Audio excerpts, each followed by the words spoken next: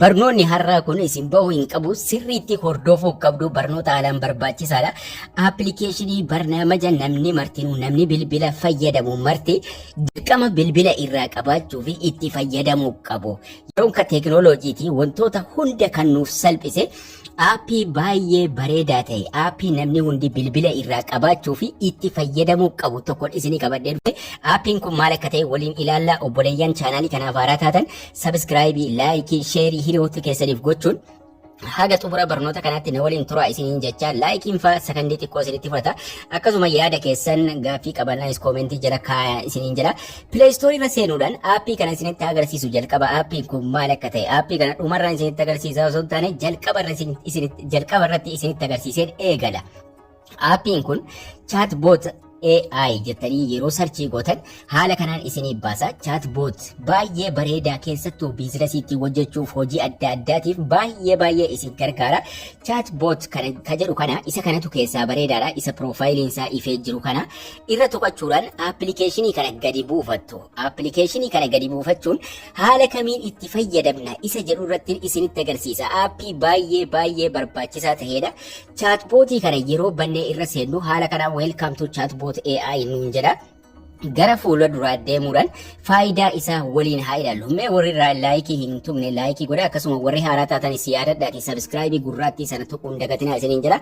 Haala kanaan nuu bana alloo kan jedhu tuquudhaan gubbaatti chaatboot AI nuun jedhee nuuf bana.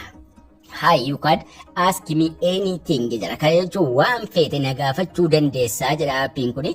Jala isaatti I suggest you some topic you can ask me jedhe mata duree adda addaa qaba. Biizinasii yoo barbaadan, advertaayizii yoo barbaadan, dhimmoota adda addaa irratti mata duree adda addaa qaba.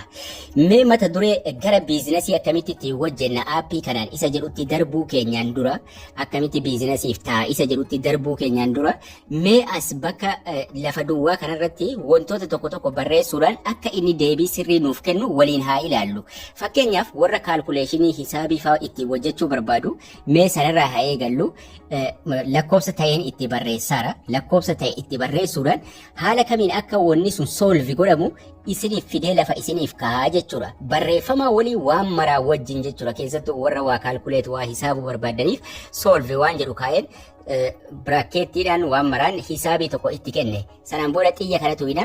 Yeroo xiyya sanatu hixan hisaabiin sun akkamitti akka deebiinsaa sana dhufu tokko lama jedhee lafa nuuf kahaa jechuudha. Kana solvi gochuuf kana fayyadamnaa waan jedhuun seera isaa eeguudhaan tartiibaan jalqaba kam akka kaalkuleet gochuu qabdu. Sanaan booda meeqatti akka galfannu akka simplifaayi godhaa deemnu mara nuuf kaa'ee dhuma irratti deebiin isaa meeqa akka nuuf ta'e nuuf kennaa jechuudha. Deebii isaa qofatu hin ta'in akkamitti akka dhufee waliin mara isaa waan mara isaa fidee lafa nuuf kahaa jechuudha. Hisaabii irraa moo achi deemtanii yoo waan histirii namaa barbaadan namni kun eenyu isa jedhu yoo barbaadan maquma nama sanaa qofa itti barreeffattu. Maqaa nama sanaa yeroo isin itti barreeffattan waan mara isaa gadi isiniif fida. Gara biizinasiitti isin geessan jira jechuudha. Fakkeenyaaf maqaa namaa yeroo asirratti katabdanii sarchii gootan solviigaa waan akka kaalkuleeshinii adda addaa waan mara isiniif dalagaa. Akkasuma maqaa namaa tokko itti barreessinu fakkeenyaaf Jawaar Muhammad jedhee irratti barreessu yeroo isin waan sana barreessitan sarchii gootan eenyu akka ta'e namni sun barreeffama bal'inaan fidee isiniif kahaa jechuudha. Xiyya sanatu hitu maqaa nama sanaa barreessuudhaan mata duree isin gaggaafattanii namni sun eenyu akka ta'e bal'inaan isiniif fidaa jechuudha. Nama abbaa feetan itti galchitan namoota waansa jaraa baruu barbaadan histirii jaraa yoo barbaadan maqaa jaraa barreessuudhaan histirii baagiraawundii jaraa eenyu akka ta'an maal akka ta'an bal'inaan irraa argachuu dandeessu jechuudha. Waan feetan bakka sarchii dhumarratti barreessuudha kan isinirraa eegamu jechuudha. Fakkeenyaaf Neelsan Maandeellaa yoo jettan Neelsan Maandeellaan eenyu akka ta'e Maandeellaan eessatti akka dhalatee bara kam keessa akka ture wanna mara isaa nama biyya kamii akka ta'e lammii biyya kamii akka ta'e wajjin waan mara isaa isiniif fidaa jechuudha. Namarraa immoo gara biraa yeroo deemtanis akkasuma gara heelziitiin gara fayyaatiin waan aafiyaatiin wanni kun maali jettaniituma irratti barreessitu. Wama xiqqoo isin irratti barreessitu jechuudha. Yeroo isin barreessitan waan sana guutuu isaa isiniif fidee dhufa. Sanaan booda kooppii godhachuudhaan yoo afaan tiraansleet gochuu barbaadan tiraansleet gootu jechuudha. waan feetan gara heelziitiinis nama feetan irratti argachuu dandeessu. Kaalkuleeshinii barbaadan isiniif deebisa. Waan feetan waan dhukkubaa wal qabates wanni kun maali jettanii irratti sarchii gochuu dandeessu. Yeroo isin sarchii gootan bal'inaa isinii fida. Kooppii godhataniituma yoo afaan ingiliffii rakkisa ta'e waan sana deemtanii gara tiraansleetii afaan oromootti afaan barbaadanii tiraansleet gochuudhaan dubbisuu dandeessu. Hertattaa kee jechuun maali? Dhukkuba onnee kun ka'attaaf nama godhu maal jechuudha? Yeroo isin jettanii sarchii gootan waan dhukkubaa wal qabates waan marasaa waan qulqulluu ta'e waan intarneetii irratti reejistar ta'e waan qoratamee namni baay'een irratti walii gale qofa fidee asirratti isinii baasa. Waan hin taane fidee hin baasu. Gara biizinasiitiinis yeroo deemnu biizinasa fakkeenyaaf biizinasa hojjechuu barbaadan itti galchuudhaan aayidiyaa gaafachuu ni dandeessu. Fakkeenyaaf onlaayinii irraa maallaqni akkamitti dalagamaa how to make money online waan jedhu itti barreessuudhaan sarchii gootu. Yeroo isin sarchii gootan karaa meeqaan akka inni godhamuu danda'amu akka inni hojjetamuu danda'amu bal'inaan fidee lafa isinii kaa'a. Onlaayiniidhaan maallaqa argachuuf haganni isinii banutti ni eegdu. How to make money online kunoo fidee baase naxibii pooyintii 5 fidee nuu baase qabxii 5 fidee nuu baasa.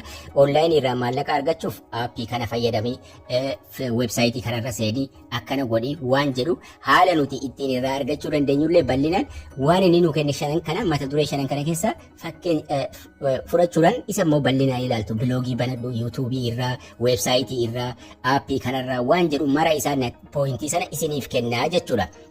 Fakkeenyaaf ammallee isiniif dabalu appilikeeshinii maallaqa kaffalan application that pays money waan jedhu sarchii gootu. Yeroo isin sarchii gootan appilikeeshinii maallaqa kaffaluu danda'u ka dhugaa ka kijibaa namni babarsiise osoo hin ta'in ka dhugaadhaan maallaqa kaffaluu danda'u san fidee isiniif tarreessaa jechuudha. Appilikeeshiniin kana jedhamu appilikeeshiniin akkas jedhamu kan maallaqa ofirii isin godhu isinii kaffaluu danda'u yoo irra dalaydanii wantoota akkasiiti jedhee mata duree haala kanaan fidee qabxii 7 kaa'e. Qabxiin 7 kana keessaa ka barbaadan irra seenuudhaan bal'inaan ilaalachuu dandeessu. Yoo afaanichi isin rakkise kooppii godhattu jechuudha. Mata duree isin sarchii gootan marti isaa hiistirii keessa isiniif ta'a. Yeroo barbaadanitti itti deebitanii itti fayyadamuu dandeessu jechuudha. Hisaabii maatimaatiksii isiniif dalagaa akkasuma waan namaa infoormeeshinii namaa barbaadan argachuu dandeessu. Dabalataan waan onlaayinii irraa akkamitti akka dhugaan maallaqa dalagan irraa argachuu dandeessu. Waan baay'ee aappii maallaqa sirriitti dhugaan kaffalu irraa argachuu dandeessu. Yaada hojiillee yoo barbaadan biizinasiin akkamitti hojjetama onlaayin biizinasiisa ta'u shooppawwan barattanii yoo barbaadan sanas guutuu isaa salphaadhumatti fidee isiniif baasaa jechuudha. Kanaafuu tiraansleet godhaa irraa fayyadamuu dandeessu. Aappii baay'ee bareedaadha kan namni hundi bilbila irraa qabaachuu qabu. Itti fayyadamaa isiniin jechaa egaan barnoonni keenyas kana fakkaata.